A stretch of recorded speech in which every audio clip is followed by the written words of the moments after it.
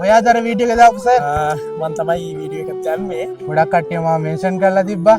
ගොඩක් කට්ටිය මෙන්ෂන් කරලා තිබ්බා. මාත් හරි සතුටින් හිටියා. ඒ වගේම පුංචි බලාපොරොත්තුකුත් තිබ්බා ඔයයි කියලා අපි හොයාගෙන ආක් සතුටින්. මොනවද ඉතින් මගේ වෙන්න ඕන ඉස්කෝලේ?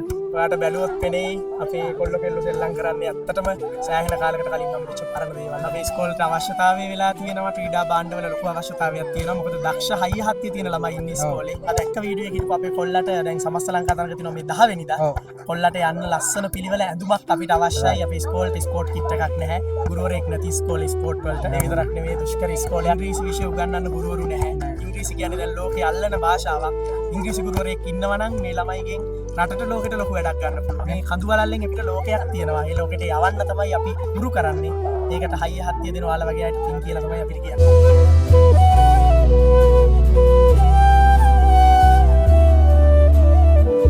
ඔන්න සර් එහෙනම් ක්‍රීඩා භාණ්ඩ ටික අවශ්‍ය කරන ඔක්කොම ටික මම ගෙනාවා. ළමයටත් අවශ්‍ය කරන සම්පූර්ණ කිට් එක සම්පූර්ණ ටිකම ගෙනාවා. ගොඩක් ස්තුතියි අපි ඉස්කෝලේ වෙනුවෙන් කරපු මේ දෙයට. ආයෙත් අපි ස්තුතිවන්ත වෙනවා. මෙයානේ සමස්ත ලංකාවෙන් ඉන්න කොල්ලන් ඔයාලට අවශ්‍ය කරන සම්පූර්ණ කිට් එක තියෙනවා. අඳින්න ඕනේ නැවතින්න. ඉස්සරහට මොනවා හරි අවශ්‍ය දේවල් තිබ්බොත් සර්ට කියන්න. සර් මට කියයි. ඕනි දෙයකට මම එනවා.